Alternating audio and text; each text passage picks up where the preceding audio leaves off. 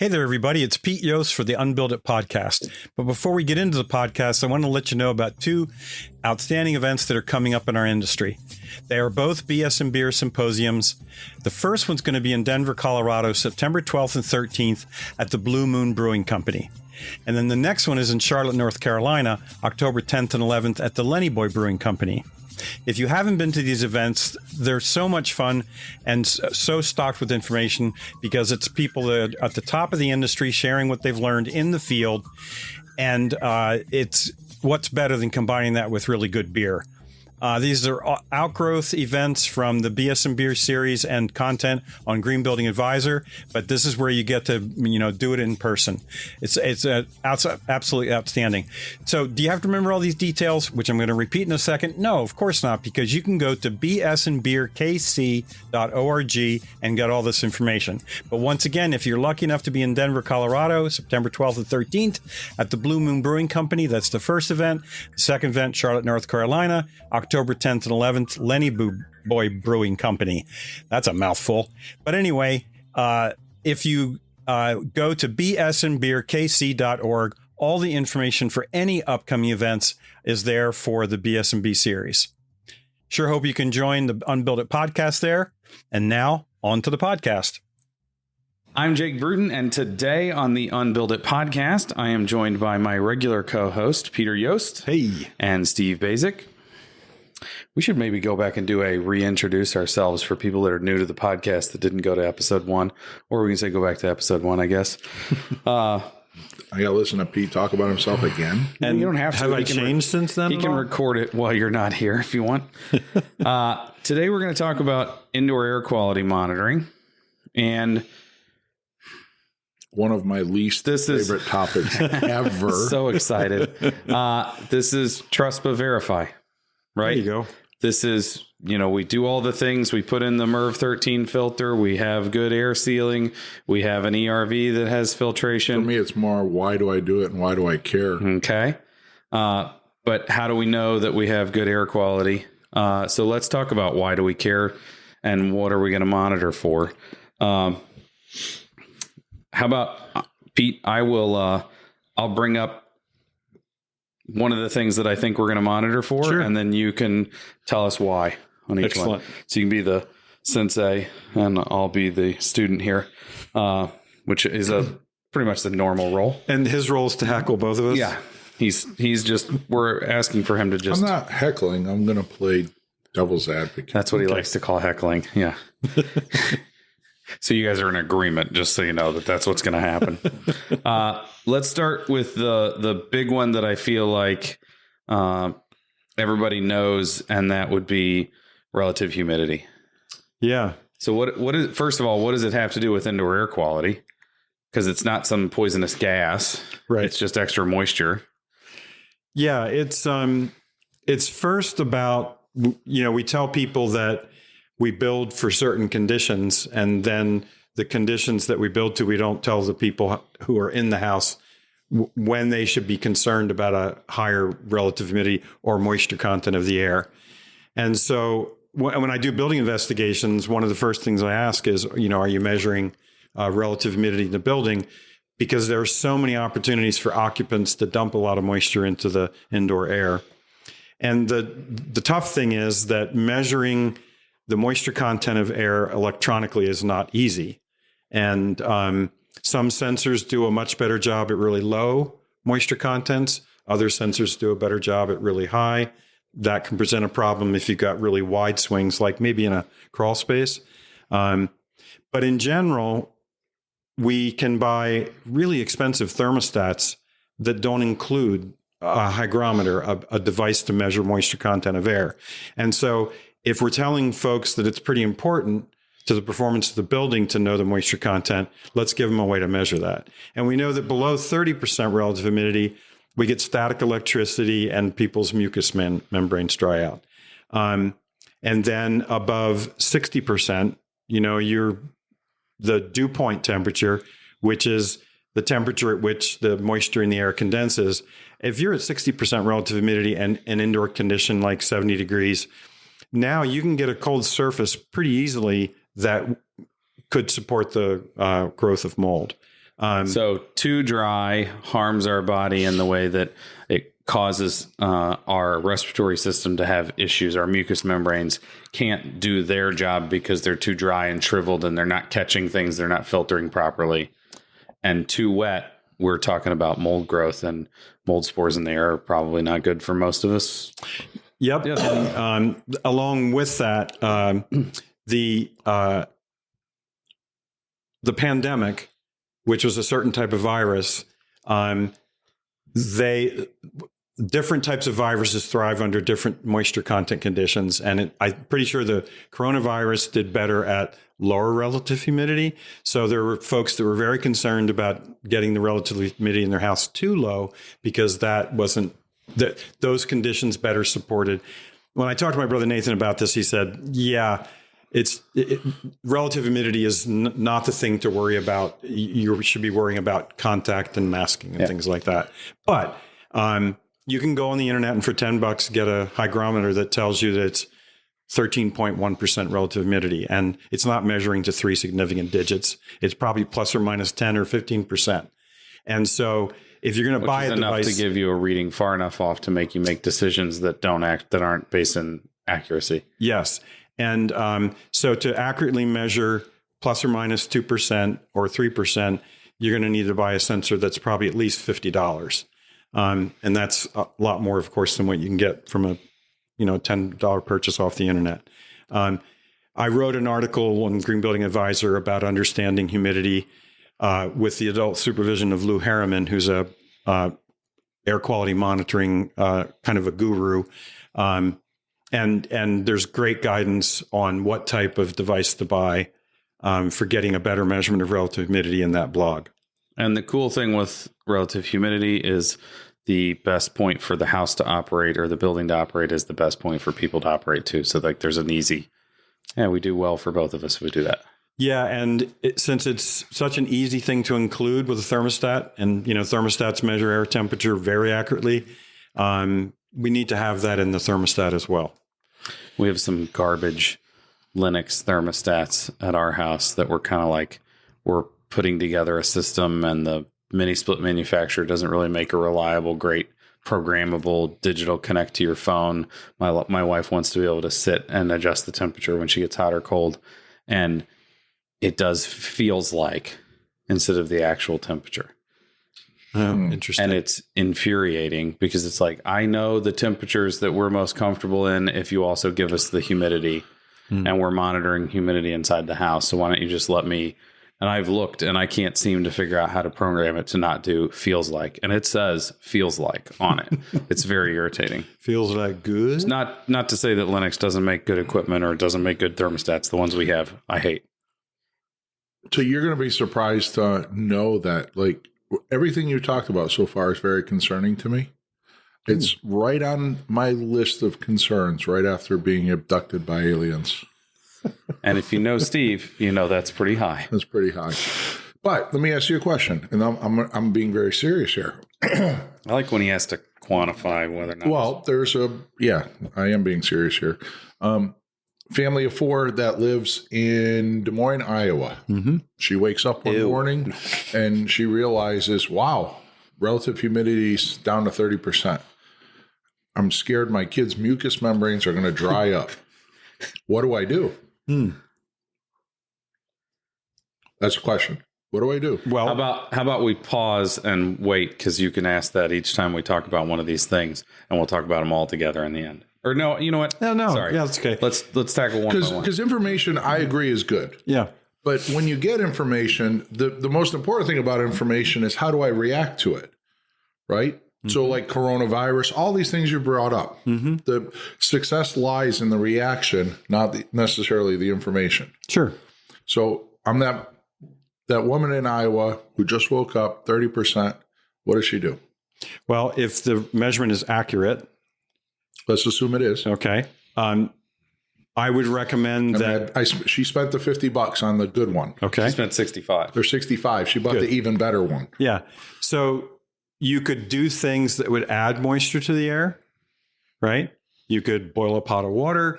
You could install a steam humidifier into your central forced air system. Where does she get that information? Hold on. You can make those filthy farm kids take showers, long, hot, steamy showers. But my point is like, because we've had this discussion about dashboards and all of this stuff, and I get it. I can wake up, I can see every aspect of what my house is doing. Mm-hmm. But if I don't know how to react to it, and so where does this mom in Des Moines, Iowa, get that information? Well, like, you know it because you understand. Well, yeah, but obviously we're not servicing every person in the country yet. We're close. Well, good.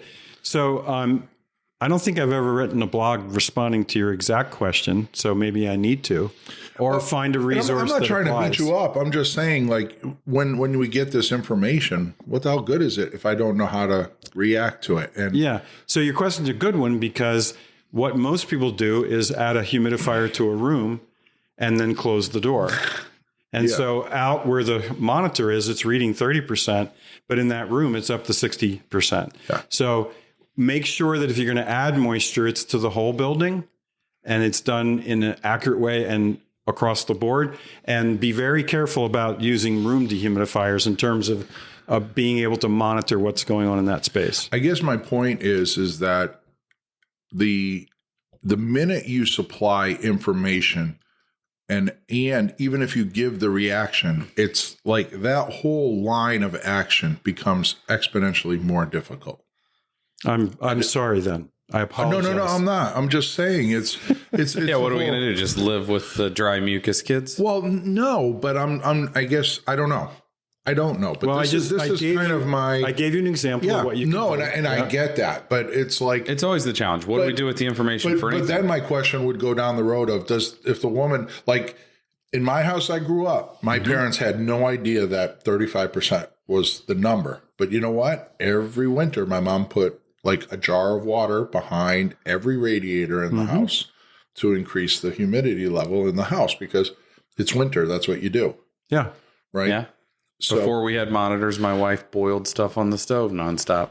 Well, with pans that only were for boiling water.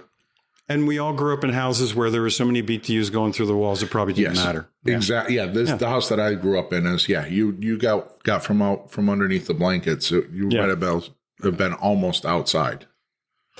And again, I'm not trying to beat it up. I'm just helping the accountants of the world.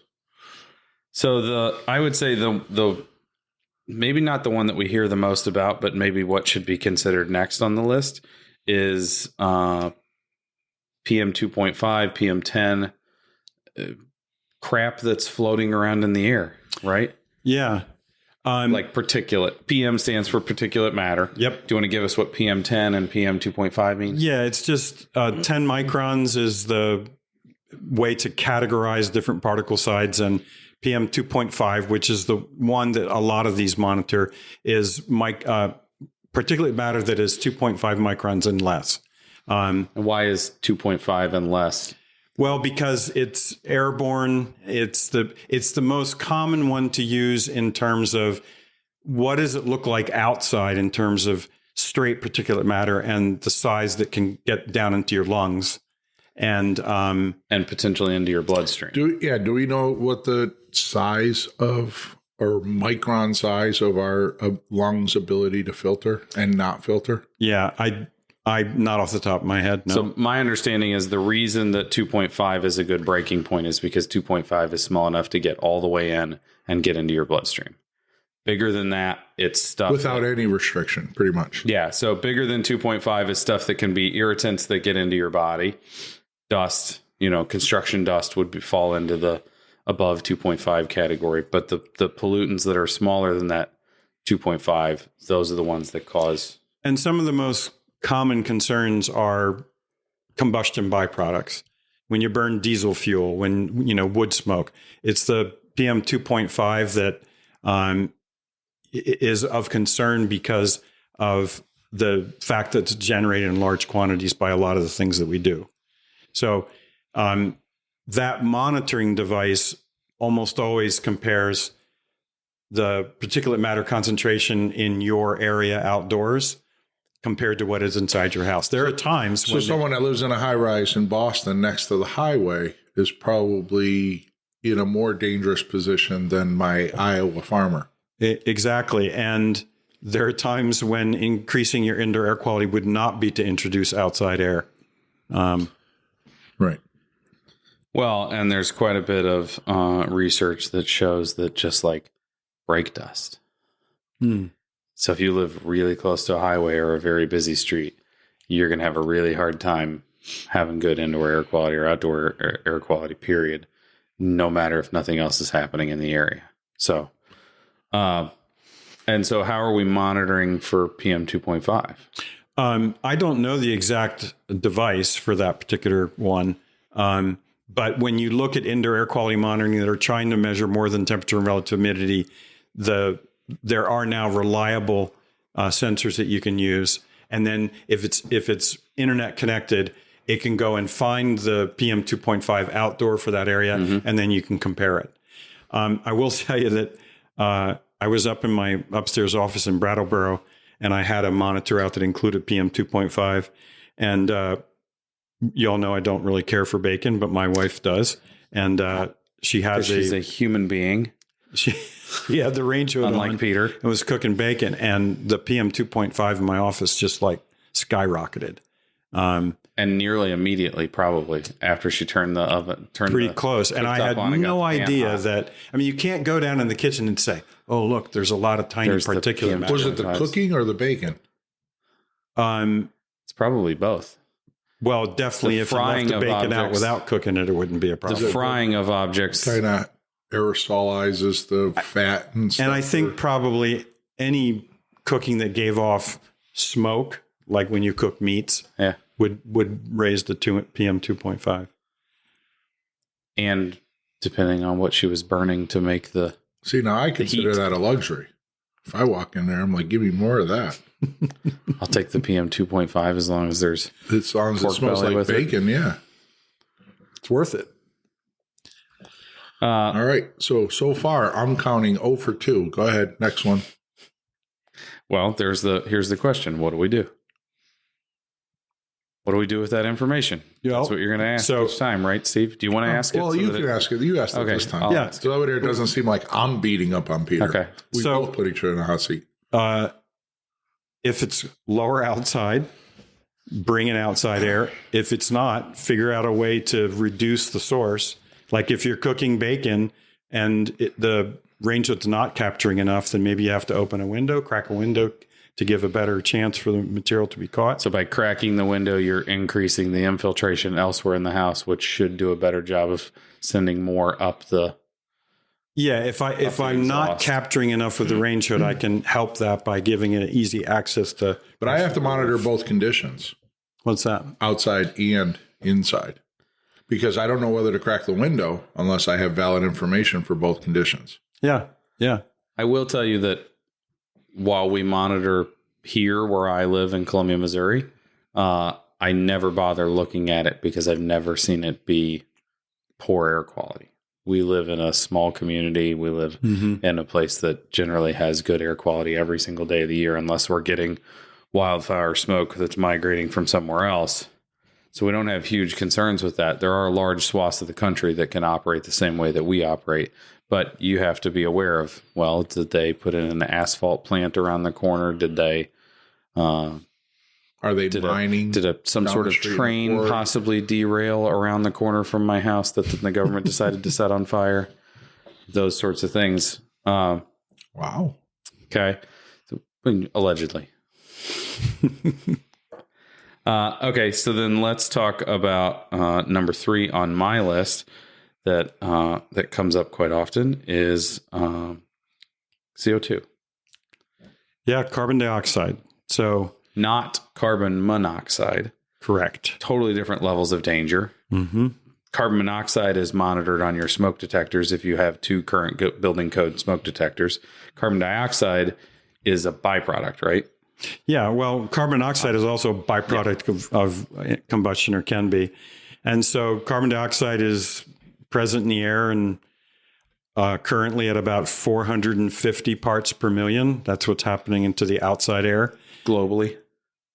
Correct. Although Steve and I were talking about this, if you're standing in the middle of a forest, which is taking up CO2. If I'm along the Amazon is it substantially less? Yeah, because it's a carbon sink. Yeah. I don't know the answer to that question. It's a CO2 wormhole. You heard it here first. And so this is one that's going to really interest Steve, because we use it as a proxy for indoor air quality, right? If I go into a room and there's a CO2 sensor that activates the mechanical ventilation system, then when nobody's in the room, there's no real reason to ventilate it.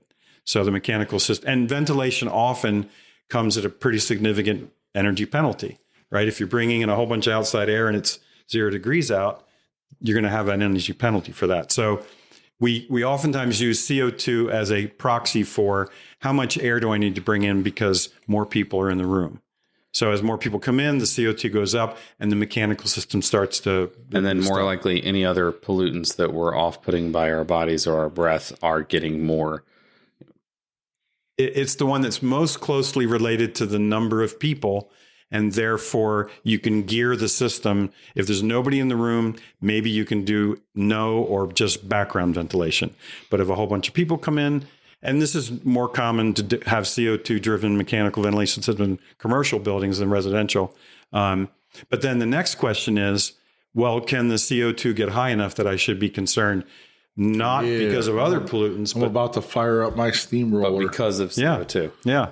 So what is the threshold of, okay, I'm fine, or wow, I should be concerned? Yeah. So the tone of your voice is suggesting that you're pretty. I just fired up my steamroller. Yeah, believe me, I got a handful of questions. So I'm glad you're on that end of the receiving end of this interrogation.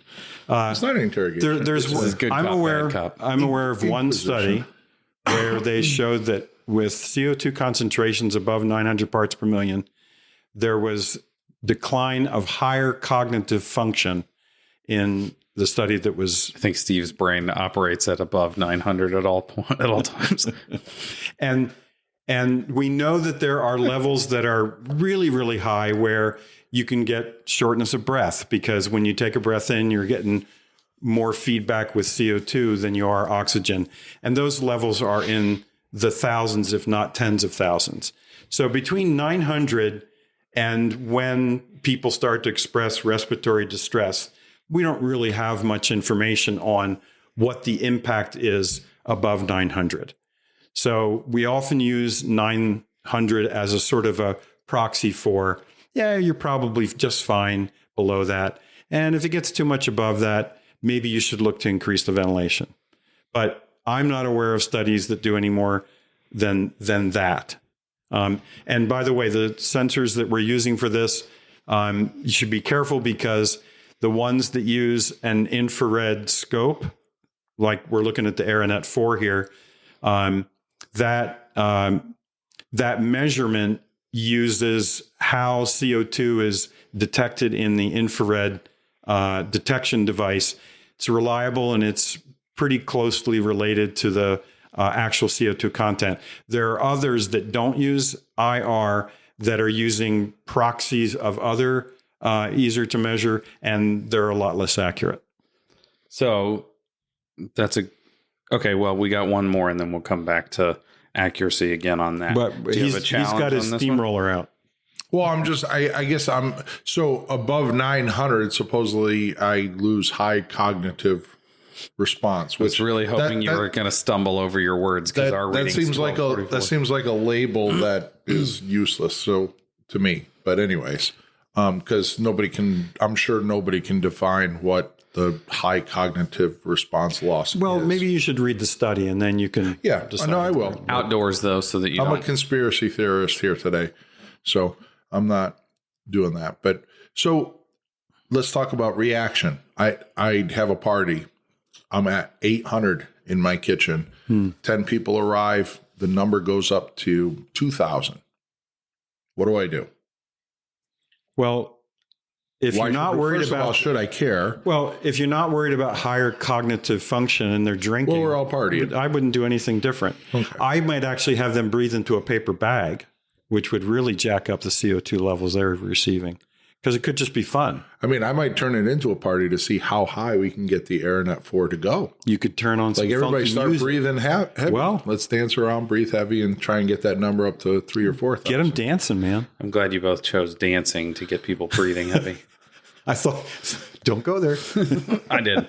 But there is a point that is kind of acknowledged that elevated levels also can make you feel more drowsy and less awake. And maybe that's beyond the higher cognitive function. But if you're at 2,500 parts per million, the likelihood that you're going to get bored and not want to pay attention to the teacher at the front of the room goes up, correct? I don't know. I think that we have such a limited study of this that we need to do more.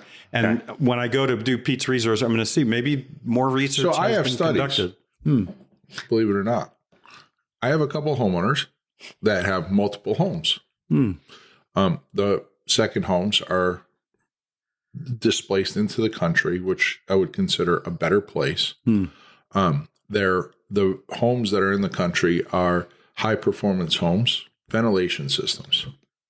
All those clients say, I sleep better. I dream better. It feels just better living. So I don't know where that falls on scales of cognitive response, health, anything, but it is a handful of people that say they feel better. And one of them actually had a friend over that, like you, gets up to wake the roosters up in the morning. And this woman, she was in one of the guest rooms, and it was like 9 a.m. And the guy had to knock on the door to wake her up. And she's like, I don't think I've slept that good in the last 20 years. Yeah. And so there is something tied to the air quality that I do believe is tied to it. It's just, it always comes down to when I get information, how do I react to it? Well, the other things that might be different is it could be really quiet in that house, Well, if we're going to take that route, it's a vacation home or it's a weekend house. Well, so it's a kind of a second living house because they trade like 6 months between places. Okay. So when I was viewing it as a vacation home or a weekend home, I'm thinking, okay, it's a weekend home. They're there to relax. They're staying up later because they know they don't have to go to work. So maybe they're getting a little more tired. They're doing the chores that have been put off on the property all week. Lifestyle change. Mowing the grass.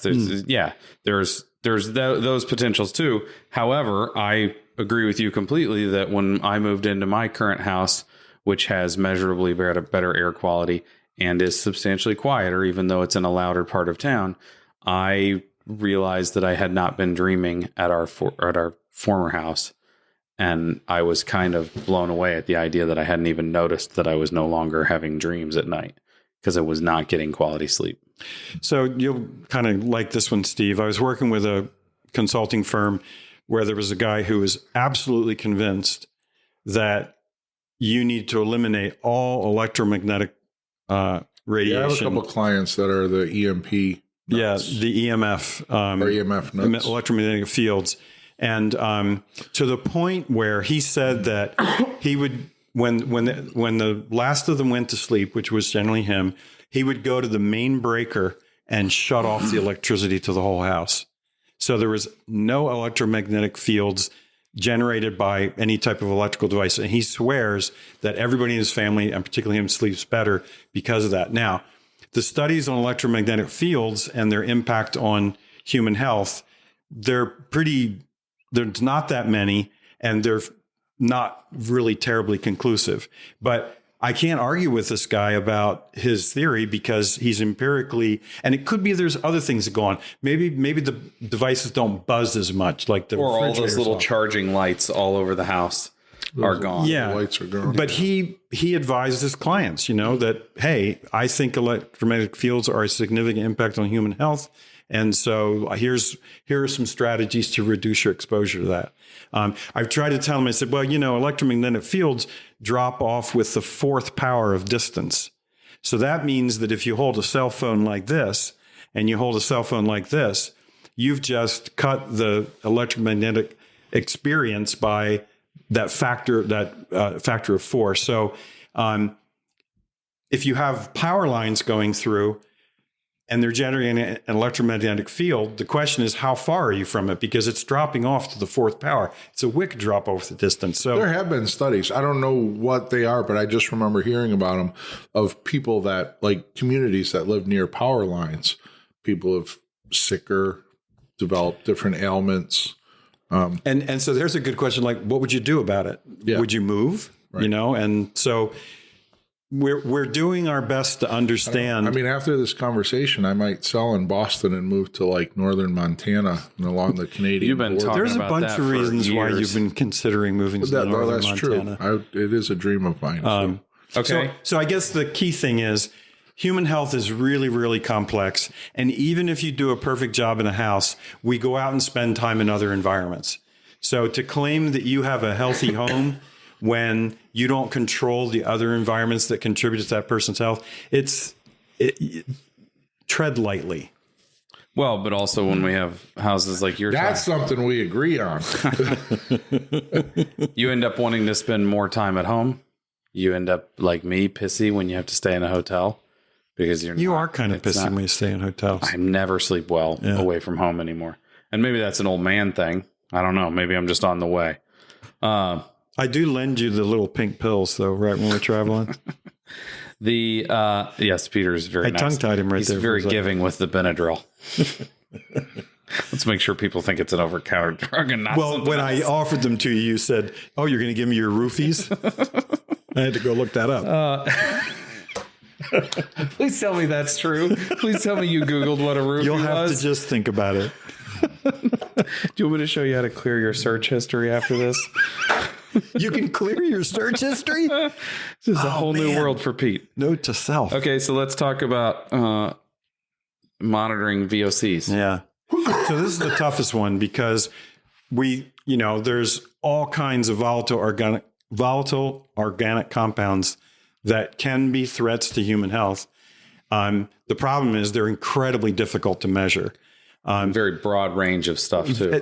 We're talking about a huge range of chemicals. And Lou Harriman did this really cool experiment where he was in his kitchen right next to his indoor air quality monitor, which had VOC detection.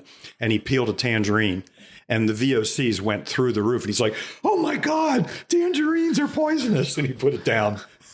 So first of all, not all volatile organic compounds are bad. It just means that there are some that are. There's quite a few of them, but that detecting device, A, can't distinguish among them, and B, they're incredibly unreliable. They go faulty very quickly. And part of it is they have to be kept incredibly clean in terms of what material they're seeing. So when I was working with Efficiency Vermont, and learned about their indoor air quality program, one of the engineers there, mechanical engineer, went looking for the device that was going to measure relative humidity, temperature, carbon dioxide, PM 2.5, and VOCs. And she found for $360 one that does a really good job on temperature, relative humidity, CO2, PM 2.5.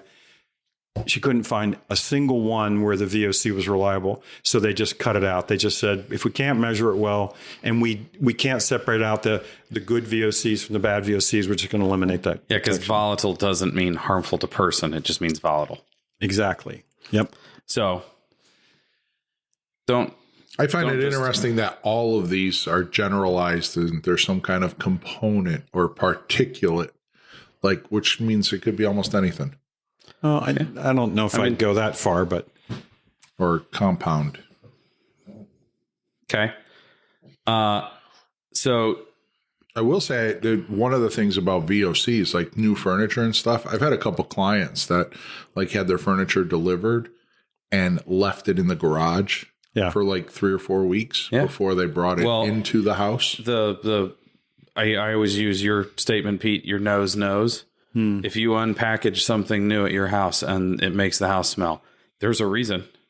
And if you have a place where you can put it where it can stop smelling before you bring it in and start sitting on it and playing with your kids on it, it's probably not a bad idea. It can't be that harmful to let it rest before you bring it in. And even when we developed ASHRAE 62.2, which is the residential indoor air quality standard, there was tremendous discussion about, well, what's the average load that we're trying to protect people from in a house? And, if your entire house is made out of OSB compared to solid stone lumber, there may be a difference in the off-gassing of those material. If you buy vinyl shower curtains, which are full of plasticizers to keep that plastic flexible, they can lose up to half their weight in the first year of service because all those plasticizers are volatile organic compounds that are into your home. So the average load in a house, what does that mean? If you don't smoke, if you don't do arc welding. And most shower liners probably don't even last a year. Yeah. Right. Shower curtains, shower liners, like the plastic, they're so flimsy, they tear. And I bet you go into the typical house, it's like, yeah, you probably should be changing that thing. It's pretty gross looking right now. And when you open it, boy, it does smell like plastic. Okay, so you said if you don't smoke in the house, if you're not arc welding in the house. So we say that there's an airtightness level at which, hey, you probably should be doing mechanical ventilation to protect from what? Well, it's the average loads. And we know that those loads could vary all over the place. If I don't smoke, if I don't dry clean my clothes, if I buy all cotton and wool rugs, and I don't use vinyl shower curtains, your load's going to be very different than what it is for others. So it's oftentimes our reaction is sort of for the average experience, and sometimes we overshoot and sometimes we undershoot. And I would imagine that this whole VOC thing probably acts something like medication, where we don't really know that if I take pill A, that's one thing. But if I take pills A, B, and C, and D, there's no telling that there's any reaction of taking pill D nullifying pill B or reacting the combined with effects. It. Yeah. Right. Yeah, so VOCs are, again, these things that there's a whole bunch of them there, and you say, well, let's worry about this and that. But if I have 1,000 of them in a house, there's going to be some that react with others that probably make conditions worse. There's probably some that make conditions better when they react to each other. And we just don't know. We also can't say people are wrong when they say, I am more sensitive than the average person to X. Yeah. The biggest variable is people. Yeah, exactly. Right. Yeah. It's like the VOCs are probably the more controlled piece in the equation. The people are the difference. Yeah. So are we saying, suck it up, you wimp? No, we're saying, like Joe Stieber, if we didn't have people in the buildings, we wouldn't have to worry about their health. No. But I would like to tell you about this recent study that I heard about. Can we come back to this? Hold on. Hold that thought. Recommendations for a monitor. Yeah. Resources. We're not going to specify one particular monitor that's better than all the rest, are we? Well, I'll just anecdotally say that the IQ Air Visual Pro is the one that was selected by the state of Vermont for their indoor air quality program. And it's been pretty well vetted. I own one. It does a decent job on the ones that we discussed, not including VOC. So, okay. There you have it. Well, maybe we are going to do what I said we weren't going to do. Do you have a model number? No. Okay. Okay, this research study. The research study. Did you know that they found out that diarrhea is hereditary? I know this one. Yeah, it runs in your genes. Who doesn't like a good spelling joke? I'm speechless.